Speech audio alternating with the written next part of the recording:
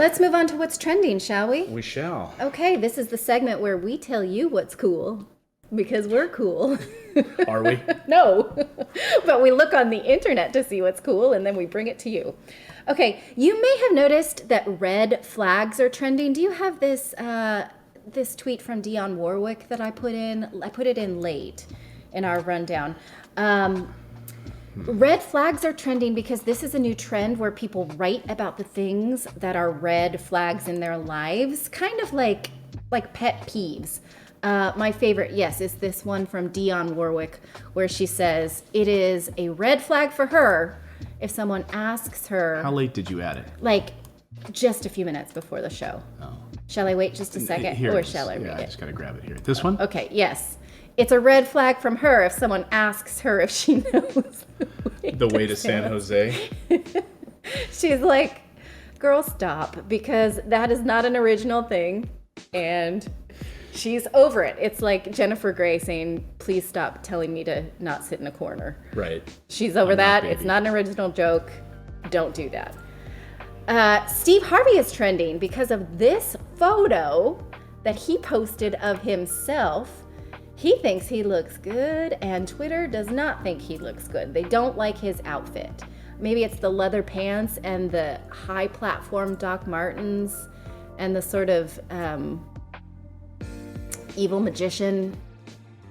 I don't know. He looks like I think actually it's fine. I don't mind his outfit at all. But I think he looks like he could be like a Bond villain or something. Or a Marvel character. Or like he's in he looks like he should be in like the movie Despicable Me or something.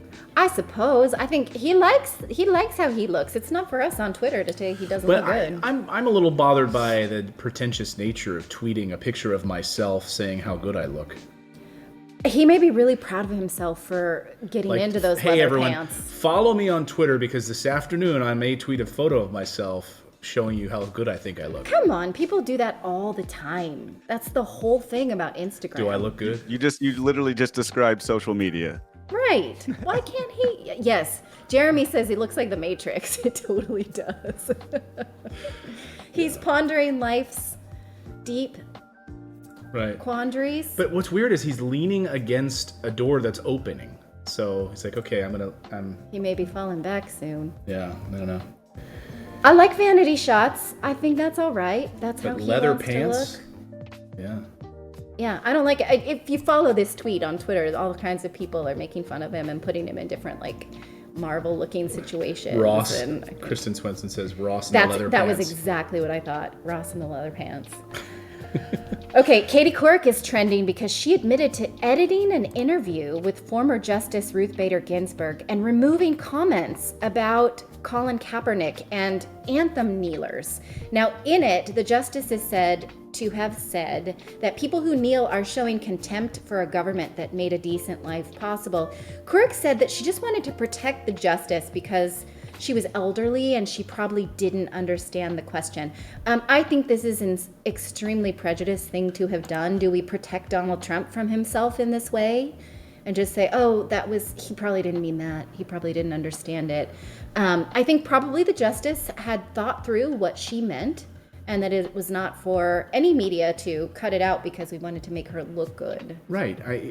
We're gonna start picking and choosing. Like when we sit down, I mean, there's others have gotten in trouble for selectively editing interviews with President Biden. Yeah. Like, oh, he seems senile in this video, so we can't show the whole video. Or the newsroom or the news editors or the producers are like, yeah, that makes him look senile. It's so not for us that. to make anybody look anyway. It's just for us to say this is how she feels. Now, I am not comparing the intellect of Donald Trump to RBG. No. I am just saying, like, there are certain people that we do not give that benefit of the doubt to, and it's not for us as media professionals to choose. Right. So I think generally the comments on Twitter is that she should not have done that, or she should not have admitted it. I mean, think about if like when we got done with the show every day, when I was editing the little clips to put up, if I'm just like, you know what, I actually think Clayton feels better about it, about this thing. So I'm just going to add I'm just going to move some words around because I could do it.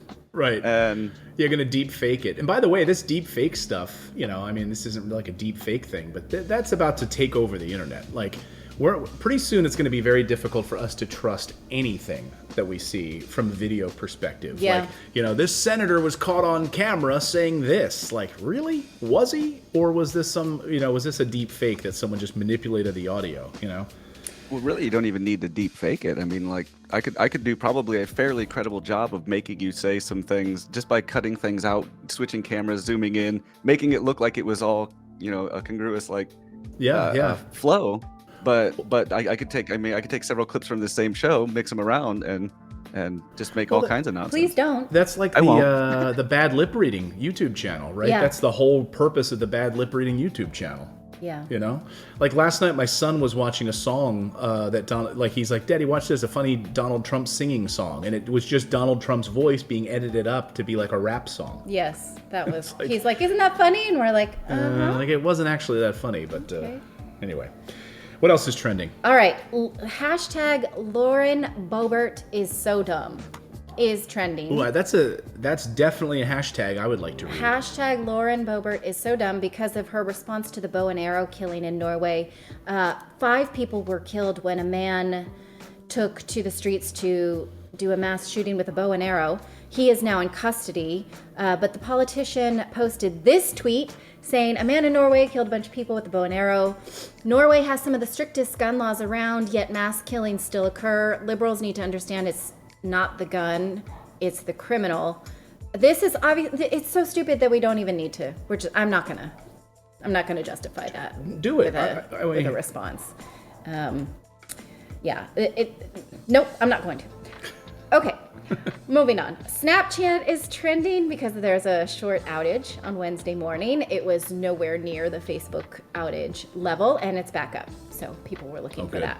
Do you have a Snapchat account, Philip? I do. I've had it for years and years because my daughter, when she was younger, liked to use their filters for the like dog face and stuff like that. Oh yeah. So I've got that's the only time it's ever been used. And so it's like I still have like maybe 1,000 videos of her just doing the same thing over and over with the little filters. So it's still there, but I don't think I've opened it in years. Well, sad it's I still didn't popular enough that people were noticing that it was out. So. Yeah, Kristen says, does Snapchat exist still? I mean, I think Snapchat. I have no idea. Like, I don't use Snapchat, but I guess. I mean, it's a New York stock. I mean, it's traded on Nasdaq, right? I mean, Snap, right? It's huge. I guess it still has a huge following. I never hear about it. All I hear people talking about is TikTok these days. But I mean, I see a lot of screenshots of it on Reddit. So like Reddit memes and stuff like that. So people are still using it. I don't know what they're doing with it. But again, we're not cool, so we wouldn't know. Right. We only know when it's newsworthy. Okay, Dope Sick is trending because of an upcoming Hulu series starring Michael Keaton. It launches next week, but it's supposed to be a huge bomb to the pharma industry because of intentional decisions. Do you know that? No, that was Michael Keaton saying, I know. Because he's in this show. Yes. It's supposedly a huge bomb to the pharma industry because of intentional decisions made by pharma executives. What do you mean a bomb? Like, it's an expose, but it's fiction, but it's loosely fictionalized, based on basically how the opioid epidemic was intentionally created through the use and prescription of OxyContin. And it's actually, so I'm interested to watch this, and I watched the trailer. I'll watch anything that Michael Keaton does. And I realized that it is based on a book by Beth Macy. That was in 2018. So I decided that I'm going to read the book first but it is fiction based on real events. So I like the phrase dope stick better. I do too.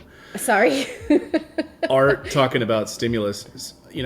We've talked about the stimulus here. Art, there's, we'll bring you updates on the stimulus if there is a stimulus. There is no stimulus, and they have no plan in the works right at the moment. They basically don't even have a top line number. There's nothing. So if there's a YouTube channel that only does stimulus news, there's nothing to tell you today. There's literally nothing. Zero to tell you today.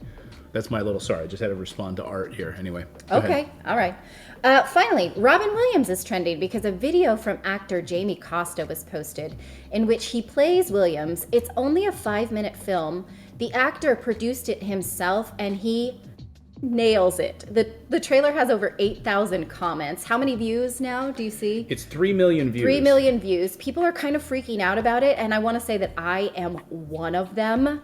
It does not appear to be for an upcoming project, so it's not a trailer for anything. It's just a little clip. And he's amazing. I want more. Some studio is going to pick this up post haste. Yeah, so look at it. So it's his own YouTube channel, Jamie Costa, right here.